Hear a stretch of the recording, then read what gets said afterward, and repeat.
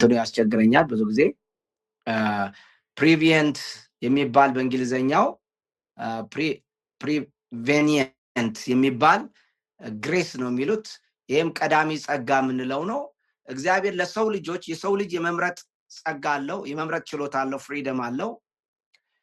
ይሄ ፍሪደም ነፃ ፈቃድ አለው የሰው ልጅ። ነገር ግን ባህሪው የተበላሸ ነው፣ እሱን ይቀበላሉ። ባዮሎጂካል ግን አይደለም። በባዮሎጂ የሚተላለፍ መበላሸት አይደለም። ያም ሆነ ግን የሰው ልጅ ተበላሽቷል። ነገር ግን የመምረጥ ችሎታ አለው። መልካሙን ደግሞ እንዲመርጥ የሰው ልጅ ጠቅላላ እግዚአብሔር ለማንም ሳይለይ እንዲመርጥ መልካሙን እንዲመርጥ የሚያደርግ ጸጋ አለው ነው። ስለዚህ የሰው ልጅ እምቢም የማለት እሽም የማለት ኃላፊነት አለበት። እግዚአብሔር ደግሞ የሰውን ልጆች የማዳንን ስራ ይሰራል። ስለዚህ ሁለቱም ተሳትፎን ነው የሚያስተምረው። ቀደምት ቤተክርስቲያን አባቶች ታሪኩን እንዴት ያዩት እንደነበር ለማሳየት ይሞክራል። ለምሳሌ የላይ አባቶች ይህንን ጉዳይ ዘፍጥረትን አይሁድም ሆነው ክርስቲያኖች የውርስ ኃጢአት አድርገው ዘፍጥረት ምዕራፍ 3ን አይመለከቱትም ነው የሚለው። ድክመቱ ምንድን ነው? የኃጢአትን ክብደት ማቅለል ነው በሌሎች የሚተቸው። አንዳንድ ተቺዎች ኃጢአት በደል ካልሆነና በሽታ ብቻ ከሆነ የሰው ልጅ ተጠያቂነቱን ይቀንሳል። የጳውሎስ ትርጓሜ ላይ ሮሜ ምዕራፍ 5 ላይ ጳውሎስ በአዳም ምክንያት ሁሉም ኃጢአተኞች ሆኑ ማለቱ ከምሳሌነት ያለፈ ትልቅ ትርጉም አለው። በአጭሩ ይህ እይታ ምንድን ነው የሚለው? እኛ በኃጢአት የቆሰልን ታካሚዎች ነን፣ ክርስቶስ ደግሞ ታላቁ ሐኪም ነው በሚል መርህ ነው የሚያስበው ማለት። የኦርቶዶክስ አስተምሮስ ምንድን ነው የሚመስለው? በዚህ በውርስ ኃጢአት ላይ የኦርቶዶክስ አስተምሮ የምስራቅ ኦርቶዶክስ ከምዕራባውያን የኢቫንጀሊካል አስተምሮ ይለያል። የኢቫንጀሊካሉ ሕግና የበደል ጽንሰ ሐሳብን ነው የሚያስቡት። ይሄኛው ግን የኦርቶዶክስ ግን ሕይወት፣ ሞትና መለኮታዊነት ላይ ያተኩራል። ስለዚህ የነዚህ አስተምሮ ዋናው መከራከሪያ የአዳም ወይም የቀደሙት አባቶች ኃጢአት ውጤት የሞትና የዓለም መመሰቃቀል ነው ይላል። ዓለም ተመሰቃቅሏል፣ ሞት መጥቷል። ስለዚህ የአዳም ወይም የቀደሙት አባቶች ኃጢአት ውጤቱ በሰው ልጆች ላይ ሞትና የዓለም መሰቃቀል ነው ያመጣው። እኛ ከአዳም የወረስነው በደልን ሳይሆን እርሱ በፈጸመው ስህተት ሟችነትን ነው የወረስነው እንጂ የውርስ ኃጢአት የሚባል አይደለም። ኃጢአትን አይደለም የወረስነው፣ ሟችነትን ነው አንደኛው። ሁለተኛው ደግሞ የተፈጥሮ መበላሸትንም ነው ይላል።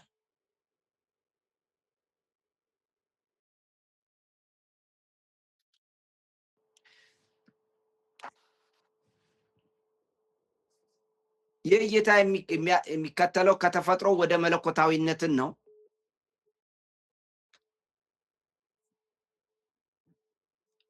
ምዕራባውያን ትኩረታቸው ውድቀትና ቤዛነት ሲሆን የኦርቶዶክስ እይታ ደግሞ ትኩረቱ ሰው የመለኮት ባህሪ ተካፋይ ነው የሚል ነው። ይህ ማለት ምን ማለት ነው? አንድ ሰው ዳነ የሚሉት የመለኮት ባህሪ ተካፋይ ሲሆን ነው። ኃጢአት ይህንን መለኮታዊ ጉዞ የሚያደናቅፍ ህመም ነው። እግዚአብሔርን የሚያስቆጣ የሕግ ጥሰት አድርጎ ያየው። ስለዚህ የመለኮት ባህሪ ተካፋዮች መሆኑ ዲፊኬሽን የሚባለውን ነው የሚያስተምሩት። ድነት ቤዛነት ብቻ አይደለም፣ የሰው ልጅ ተለውጦ የመለኮት ባህሪ እንዲኖረው ያደርጋል ማለት ነው። የቀደሙት አባቶች ፓትሪስቲክ ለምሳሌ እንደ አትናቴዎስ ያሉ አባቶች ኃጢአትን እንደ ስነ ህይወታዊ ጥፋት ወይም ኦንቶሎጂካል ዲዛስተር ነው የሚያዩት። ይሄ አጠቃላይ ጥፋት አድርገው ነው የሚያዩት። ኃጢአት ወደ ዓለም ሲገባ መላው ፍጥረት ኮራፕትድ ሆነ እና ለጥፋት ተጋለጠ። ሰው የፍጥረት ሁሉ ካህን ሆኖ ዓለምን ወደ እግዚአብሔር መቀየር ማቅረብ ሲገባው በኃጢአት ምክንያት ይህንን ሚናውን መወጣት አልቻለም ነው። ስለዚህ ስርዓተ መለኮት፣ ስርዓተ አምልኮና ስዕላት ወይም አይከንስ፣ ይሄ በቤተ ክርስቲያን የሚሳሉ ስዕሎች ላይ እዛ ላይ ስንመለከት በኦርቶዶክስ አምልኮና በዚህ በስዕሉ ላይ ስናይ አዳም በዛ ስዕል ውስጥ የምታዩት በንስሐ ላይ እንዳለ ያሳያል። በኦርቶዶክስ ስዕል ላይ ክርስቶስ ወደ ሲኦል ወርዶ መጀመሪያ በእጁ ይዞ የሚያወጣው ሰው ሆኖ ነው የሚታየው በስዕሉ ላይ። ስለዚህ አዳምን እግዚአብሔር ወደ ሲኦል፣ ጌታችን ኢየሱስ ክርስቶስ ወደ ሲኦል ወርዶ እጁን ይዞ እንዳወጣው ነው። ምክንያቱም አዳም እስካሁን ድረስ በንስሐ ነበረ ማለት ነው። ኢየሱስ ሄዶ ከሲኦል እስኪያወጣው የሚያሳየው አዳም የኩነኔ ምልክት ሳይሆን በክርስቶስ ቤዛነት የቀደመው ክብሩ የተመለሰለት የመጀመሪያው ፍጡር መሆኑ ነው ይላሉ። ስለዚህ አዳም ሲሞት ማነው ከአዳም የወረስነው ሞትንና የፍጥረት መበላሸትን የምንኖርበት ዓለም ጠቅላላ ሰው ልጅንም ተበላሽቷል ነው እንጂ ጥፋቱንና በደሉን አይደለም የምንኖርሰው ግን ያበላሸውን ነገር ነው። የሰው ባህሪ ተበላሽቷል፣ ልክ ነው። ዓለም ተበላሽቷል፣ ልክ ነው። ሞትን የምንኖርሰው ነገር ግን አዳም አምላካዊ መልኩ የመለኮት ባህሪው እንዲመለስለት ያስፈልጋል ወደ ክብሩ። ድነትም ያ ነው። በዚህ የመለኮት ባህሪ መመለስ ሂደት ላይ ኃጢአት ትልቅ እንቅፋት ሆኖ ቆይቷል። ነገር ግን ኢየሱስ ክርስቶስ መጥቶ በመስቀል ላይ ሞቶ ቤዛ ሆኖ አዳምንም ደግሞ ንስሐ ሲገባ ስለቆየ ከሲኦል እጁን አውጥቶታል ነው፣ ጎትቶ አውጥቶታል። ስለዚህ ያላቸው አስተምሮ ምንድን ነው? የኃጢአት ድር ብለው ነው የሚያስተምሩት፣ ወይም ዌብ ኦፍ ሲን ነው የሚሉት። ሰው የሚወለደው በበደለኝነት አይደለም። ብዙ ትውልዶች የኃጢአት ክምችት በተፈጠረ የኃጢአት ድር ውስጥ ነው የሚወለደው የሰው ልጅ ይላሉ። የሰው ልጅ እየኖረ በሄደበት ቁጥር የኃጢአት ክምችት እየበዛ፣ አመፅ እየበዛ እየሄደ የሚወለደው በዚህ በኃጢአት መረብ ውስጥ በኃጢአት ድር ውስጥ ነው የሚወለደው። ይህ ድር የሰውን መልካም ጠባይ ያዳክማል፣ ጽድቅንም ከባድ ትግል ያደርገዋል ይላል። ስለዚህ ማህበረሰቡ ነው ኃጢአት እየሰራ የአመፃ ብዛት እየጨመረ የሰው ልጅ ባህሪ የኃጢአት ክምችት፣ የክፋት ክምችት ባለበት ዓለም ውስጥ ነው የተወለደው። በእርግጥ ዓለም አሁን በባህሪዋ በኃጢአቷ እየቀነሰች ነው ሄደችው ወይስ እየጨመረች ነው ሄደችው የሚለው የሰውን ባህሪ ዝም ብለን ምልከታ ብቻ ጥናት እንኳን ሳይንሳዊ ጥናት ባናደርግም ምልከታ ብቻ እንኳን ብንመለከት የሰው ልጅ ባህሪው እየበዛ የኃጢአት ክምችቱ እየበዛ ነው የሄደው። የእውነት ነው። እኛ እንኳን በእድሜያችን የአንድ ልጅ እኔ ያደኩበት ዘመን በእኛ ልጅነታችን የሰፈር ሰው አባት ካየን ጥፋት እንኳን አናጠፋ፣ በጎረቤት ይቀጡናል። ሁሉም መልካም ስነ ምግባር የሚያስተምር ነው። ዛሬ እኮ የሰፈርን ልጅና ጎረቤት እንኳን መቆጣት አንችልም። ትክክል አይደለም ተብሎ ሲነገረው ድንጋይ አንስቶ የሚወግር ነው ያለው፣ የሚሳደብ ነው ያለው። የሰው ልጅ የሶሻል ፋብሪኩ ተበላሽቷል። በድሮ ዘመን የምንኖርበት ማህበራዊ አኗኗራችን እንኳን ሁሉ ተበላሽቷል። ድሮ እናቶች ቡና አፍልተው አገር ሁሉ ጠርተው ነው የሚያጠጡት። ጎረቤት ሁሉ እንላካለን፣ ቡና ፈልቷል ኑ እናጠጡ።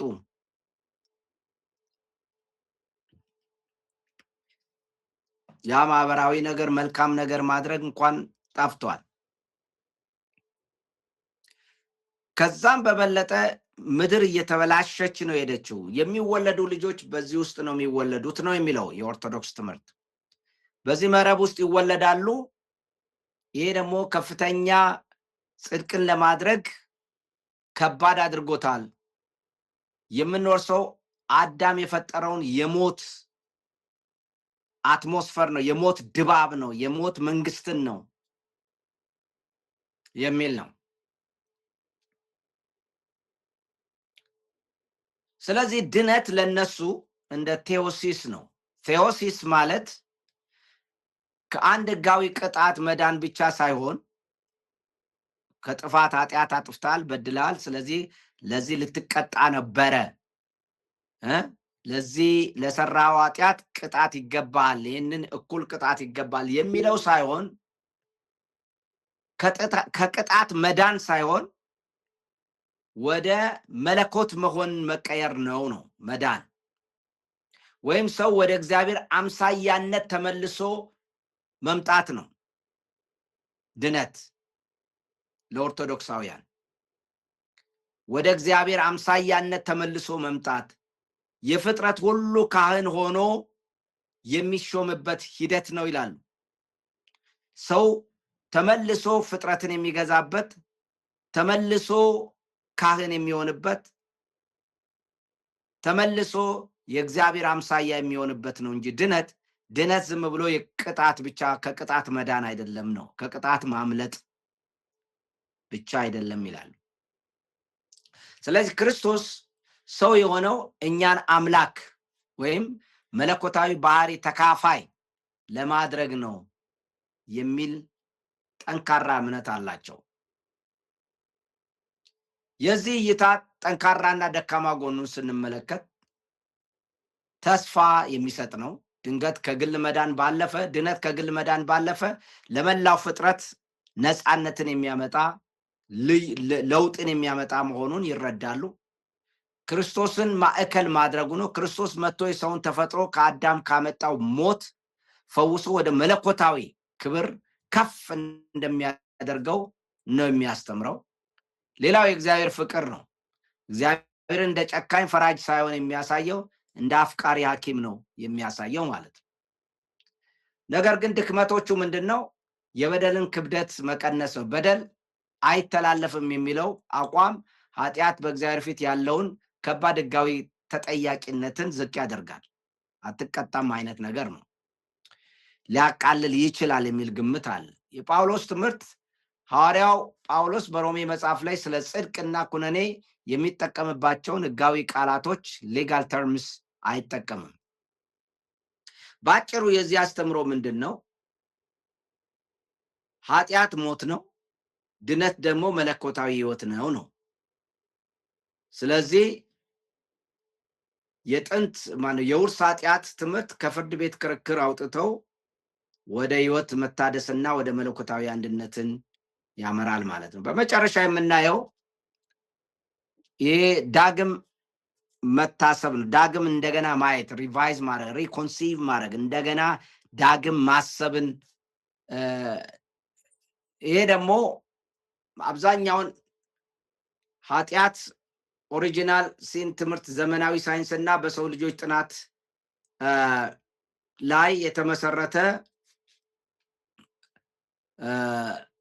ወይም በአንትሮፖሎጂካል በስነሰብ ላይ የተመሰረተ ትምህርት ነው የሚያስተምሩት። የኦሪጂናል ሲን ትምህርት በዘመናዊ ሳይንስና በሰው ልጅ ጥናት ብርሃን ወይም ደግሞ በሰው ልጅ በሳይንስ መልኩ ስር ነቀል በሆነ መንገድ ነው ያሰቡት።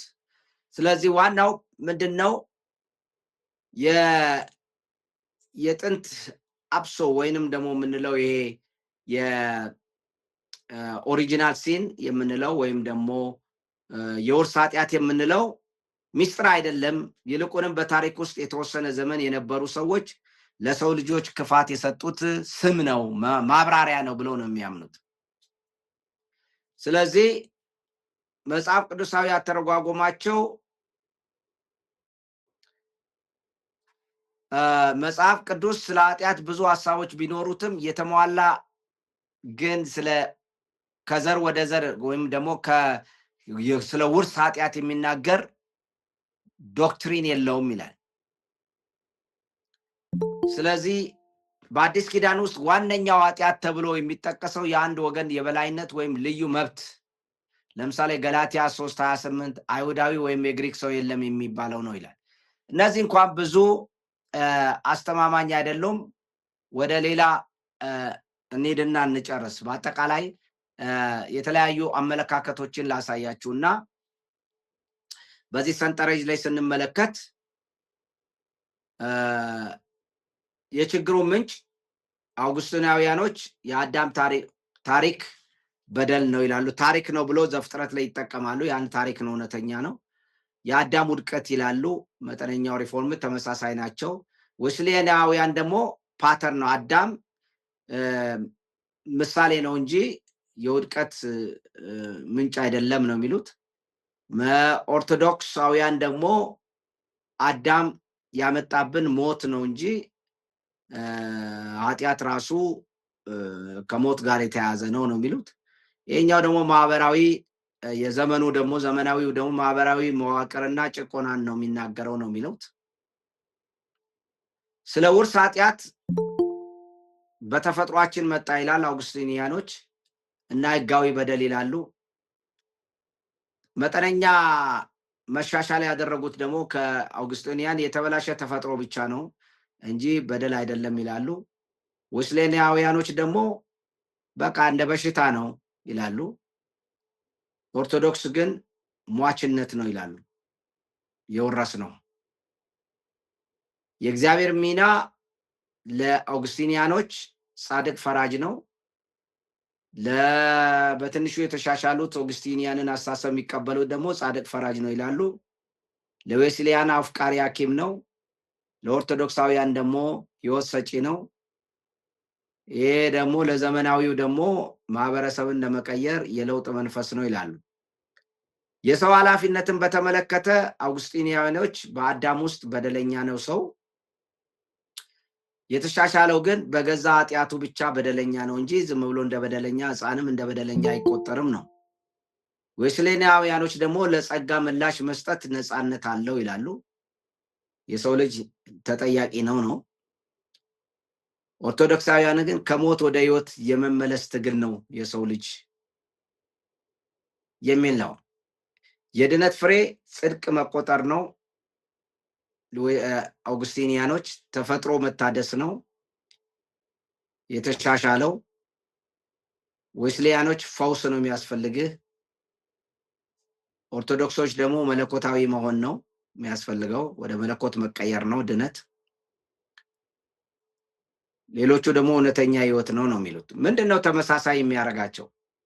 ሶስት ነገሮች ተመሳሳይ ናቸው የሚስማሙበት። እነዚህ ስለ ሰው ልጅ ኃጢአት፣ የሰው ልጅ ስብራት ላይ ይስማማሉ። ሁሉም እይታቸው የሰው ልጅ አሁን ባለበት ሁኔታ ፍጹም እንዳልሆነና የሆነ ችግር ኃጢአትን በለው በሽታን በለው ወይም ሞትን በለው እንዳለበት ሁሉም ይስማማሉ። አንዳንዱ ኃጢአት ነው ይላል፣ አንዳንዱ እንደ በሽታ ነው፣ ኃጢአት ባህሪ በሽታ አለበት ይላል፣ አንዳንዱ ደግሞ ሞት ይላል። ስለዚህ ያም ሆነ ይህ የሰው ልጅ የተበላሸ ማንነት እንዳለበት ሁሉም ይቀበላሉ።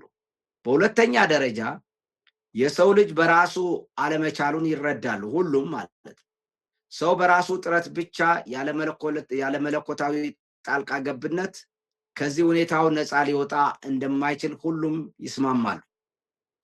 ቀዳሚ ጸጋም ይሁን በምርጫም ይሁን ብቻ የሰው ልጅ በክርስቶስ ኢየሱስ አማካኝነት መለኮታዊ እርዳታ ያስፈልገዋል ከዚህ ችግር ለመውጣት። በዚህ ይስማማሉ። በሶስተኛ ደረጃ የሚስማሙት የክርስቶስ አስፈላጊነትን ነው። ለሰው ልጅ ውድቀት መፍትሄው በክርስቶስ በኩል የሚመጣው ጸጋ ፈውስ ወይም ትምህርት መሆኑ ላይ ሁሉም ይስማማሉ። ስለዚህ ልዩነታቸው ምንድን ነው? በደል ወይስ በሽታ የሚለው ነው። ምዕራባውያን ኃጢአትን እንደ ሕጋዊ በደል ያዩታል። ስለዚህ መፍትሄው ይቅርታና በሕግ ጻድቅ መባል ነው። ኦርቶዶክሳውያን ደግሞ ኃጢአትን እንደ ህመም ወይም በሽታ ሞት ያዩታል። ስለዚህ መፍትሄው ፈውስና ህይወት ነው። የዌስሊያውያኖችና ኦርቶዶክሳውያኖች ማለት ነው። በእነዚህ መልኩ ስንመለከት የሰው ልጅ በአጠቃላይ እነዚህ አመለካከቶችን ስናይ በእነዚህ በሁለቱ ብቻ ይበቃናል። የታሪክ አረዳዳቸው ምናምን ብዙም ላያስፈልጋችሁ ይችላል። የሰው ልጅ ውርስ ምን በለው በራሱ ኃይል ሊወጣው የማይችል ከፍተኛ ችግር አለበት። ጳውሎስ ይህንን ኃጢአት፣ ሞት ብሎታል። በሽታ የሚለውን እንኳን አልተጠቀመም። እኛ አንድ መዝሙር አለ፣ ከኃጢአት በሽታ አዳነን ይላል። አንድ መዝሙር አለ፣ ተፈውሼ ባንተ ምናምን የሚለው ማለት ነው።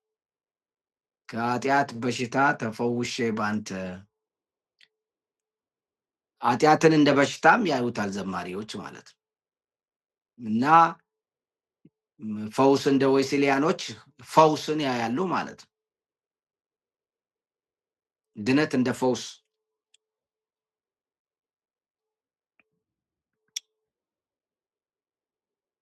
ትልቁ መደምደሚያችን የሚሆነው እኔ አሁን ይህንን ላሳያቸው ይህን ሰዓት ወስጄ እነዚህን ነገሮች የማሳይበት ምክንያት በቤተ ክርስቲያናችንም ስናስተምር እኛ የምናስተምረውን ዶክትሪን በጥንቃቄ ማወቅ አለብን። ዶክትሪናችሁን እንድትለውጡ አይደለም ዓላማው፣ ነገር ግን ዶክትሪናችሁን እንድትረዱት ነው። ሌሎች ምን ይላሉ፣ እናንተስ ምን ትላላችሁ ነው። እያንዳንዱ ቤተክርስቲያን የራሱ አስተምሮ ይኖረዋል። ነገር ግን ያንን የምናስተምረውን ነገር ጠንቅቀን ማወቅ፣ ሌሎች ደግሞ በዛ እኛ በምናስተምረው ዶክትሪን ሌላ የሚያስተምሩትን ተመሳሳይ ክርስቲያኖች ናቸው፣ በኢየሱስ ክርስቶስ ያምናሉ። አንዳንድ ጊዜ እንደዚህ አይነት ዶክትሪኖች የመለያያ ምክንያት መሆን የለባቸውም።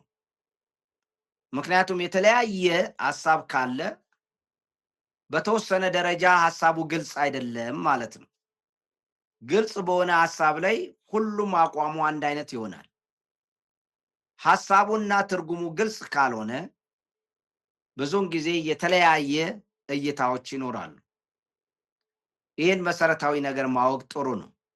ስለዚህ ማድረግ የሚቻለው እንደዚህ አይነት ነገሮች ሲፈጠሩ ጠንካራ መጽሐፍ ቅዱሳዊ ማስረጃ ያለው፣ መጽሐፍ ቅዱሳዊው ደግሞ ማስረጃው አተረጓጎም ሂደቱ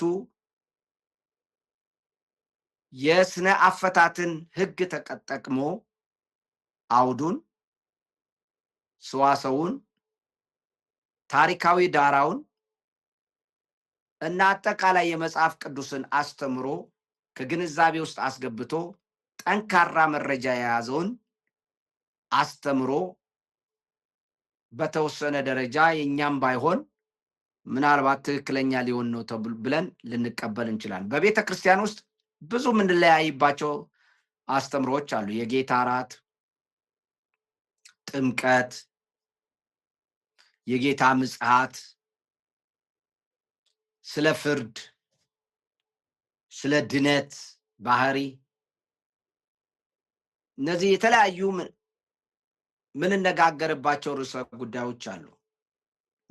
ማንግባባባቸው ወይም ደግሞ ሙሉ ለሙሉ ስምምነት ማናገኝባቸው።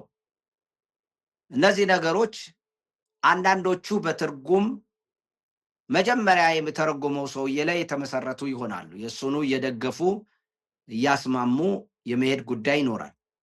ነገር ግን ጠንካራ መረጃ ካገኘን፣ ጠንካራ የተከማቸ መረጃ ካገኘን የግድ ያንን መከተል ላይኖር ይችላል። ነገር ግን በቤተ ክርስቲያናችን ውስጥ ያለው ዶክትሪን ለረጅም ዓመት የቆየ በተለያየ አስተምሮ የበለጸገ ስለሆነ ሚዛኑን በጠበቀና መጽሐፍ ቅዱሳዊ በሆነ መልኩ ተቀብለን ስናስተምር ግን ሌሎችም አስተምሮ እንዳሉ ተገንዝበን እኛም ደግሞ በግላችን የትኛውን መከተል አለብን ብለን ዝም ብለን ተነስተን የራሳችን ቤተክርስቲያን ዶክትሪን አንስተን መተቸትና መጣል ሳይሆን ምን ነበረ ጠንካራ ጎኑ፣ ምን ክፍተት አለበት ብለን አይተን እንደ መምህራን፣ እንደ ተማሪ፣ እንደ መጽሐፍ ቅዱስ ተማሪ መዝነን ማየት ይገባናል ለማለት ነው። ይህን ሁሉ ሰፋ አድርጋችሁ ካወቃችሁ ስለ ውርስ ኃጢአት አንድ ወደ ጌታ የመጣን ሰው ለማስተማር የተሰጣችሁን መረጃ የተሰጣችሁን ዶክመንት ስታነቡ ለዛ ሰውም ስታስተምሩ ኮንፊውዝ እንዳታረጉት። ለምሳሌ አንዳንዶቹ እንደዚህ ይላሉ፣ አንዳንዶቹ እንደዚህ ይላሉ እያላችሁ አታስተምሩም መቼም አዲስ ክርስቲያንን። ነገር ግን ሊገባው በሚችል አንዳንድ ጊዜ እዛ ላይ ክርክር ከማቅረብ ሊገባው የሚችል ካወቀ ይበቃዋል። የሰው ልጅ ባህሪው ተበላሽቷል። እንዴት ተበላሸ? ለምን ተበላሸ? ለምን? ፕራክቲካል ኤግዛምፕል መስጠት በቂ ነው። በተለይ ገና ያልገባቸው ሰዎች ጋር ሄደን እንደዚህ አይነት ክርክሮች ማቅረብ እና አመለካከቶች ማቅረብ የባሰውኑ ግራ እናጋባቸዋለን። ይሄ ለኛ ኮንሰምፕሽን ነው። እኛ መጽሐፍ ቅዱስን ለምናነብ ሰዎች፣ ለምናጠና ሰዎች፣ ተማሪዎች ለሆንን እና ለአስተማሪዎች እነዚህን ነገሮች ማወቅ አስተሳሰባችን ሰፊና አይምሯችንም ደግሞ በደንብ ሁሉን አመዛዝኖ አገናዝቦ መረጃ ላይ የተመሰረተ አስተምሮ ለመስጠት ይጠቅማል። ለዛ ነው ጌታ ይባርካችሁ። ብዙ አቆይቻችኋለሁ። መብራት ማነው ኢንተርኔት እየተቋረጠ ስላስቸገረኝ ነው። የሚቀጥለው ሳምንት እንቀጥላለን። ሮሜ ምዕራፍ 5ን እንጨርሳለን። ጥያቄ አለ?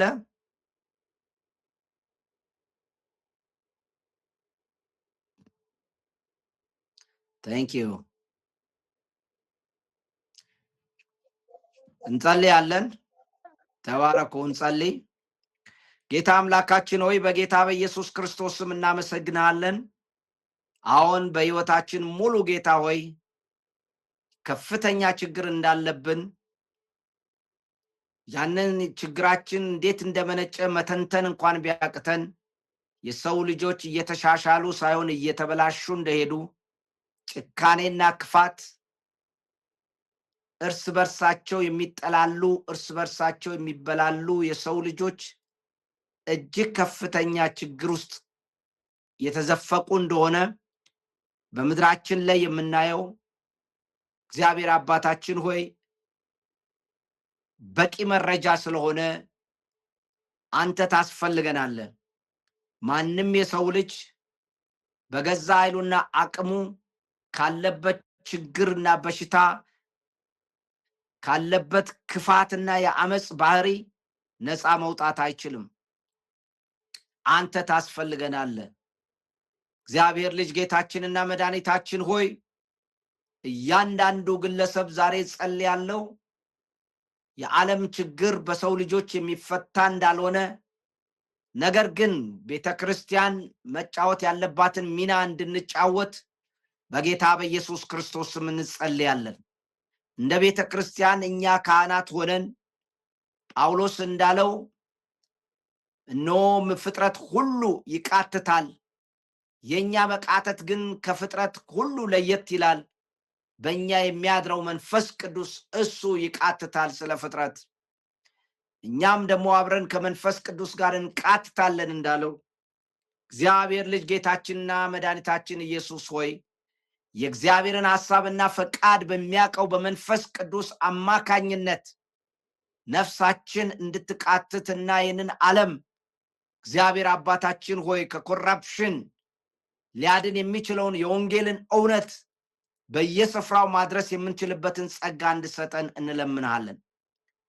እግዚአብሔር አባታችን ሆይ በዓለም ላይ ያለው አሁን እርስ በርስ የመጨራረስ መንፈስ አንተ የሞትክለትን የሰውን ልጅ መልክ የሰውን ልጅ እግዚአብሔር አባት ሆይ በአውዳሚ መሳሪያዎችም ሆነ በተለያየ ጌታው የሰው ልጅን አጥፊ በሆኑ መሳሪያዎችና ጉልበቶች አደረጃጀቶች እግዚአብሔር አምላክ ሆይ ሰው ልጅ ያለቀ ይገኛልና ጭካኔ በዛበት ዘመን ላይ ነን ያለነው። እኛ ግን ወደ አንተ እንጮሃለን። ፍጥረት ሁሉ እየቃተተ ነው። እናቶች፣ አባቶች፣ ልጆች፣ አዛውንቶች በጥቂት ሰዎች ምክንያት ሁሉ እየተሰቃየበት ያለበት ዘመን ላይ ነው ያለነው።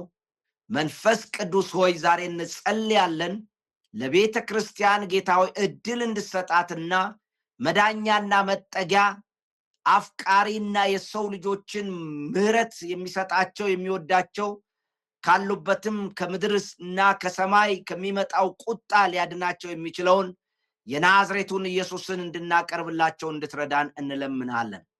እግዚአብሔር አባታችን ሆይ ደግሞ እንጸልያለን በየአገሩ በየዓለማቱ ያለው ክፋት እግዚአብሔር ሆይ በተለይ የሰው ልጆችን ነፍስ የሚነጥቀውን ማንኛውንም የሞትን ኃይል እግዚአብሔር አባት ሆይ ወንጌል ሳይደርሳቸው እንዳይሞቱ እንድታደርግልን እንለምናለን። መንፈስ ቅዱስ በተለይ አሁን ደግሞ የአረቡ አገር በምድር ላይ ጠቅላላ ጌታው የተፈጠረው ጦርነትን ጌታው እየነዳ እያቀጣጠለ እያመጣ ነውና በኢኮኖሚውም በሰላሙም አቅጣጫ የሰው ልጆች ሁሉ ድሆች የባሰ እንዳይጎዱ አንተ ጌታው ለምድር ሞታልና ለሰው ልጆች ጠቅላላ ሞታልና ክፋትንና አመጽን እንድትገታልን በኢየሱስም እንጸልያለን። የጉልበተኞችን የኃያላንን ጌታው ክፋት አመጽና ትዕቢት ለጭቁኖችና ለድሆች ምንም ለማያውቁ ሰዎች መጥፋትና መጎዳት ምክንያት እንዳይሆን የእግዚአብሔር ልጅ ጌታችን መድኃኒታችን ኢየሱስ ሆይ እንድትራራልን እንለምናለን። ጌታ ሆይ ልጆቻቸውን ያጡ ቤተሰቦችን ሁሉ አንተ አስባቸው። ወገኖቻቸውን ያጡትን ሁሉ አንተ አስብ። በዚህ ጦርነት መካከል ኢየሱስ ተገለጥ።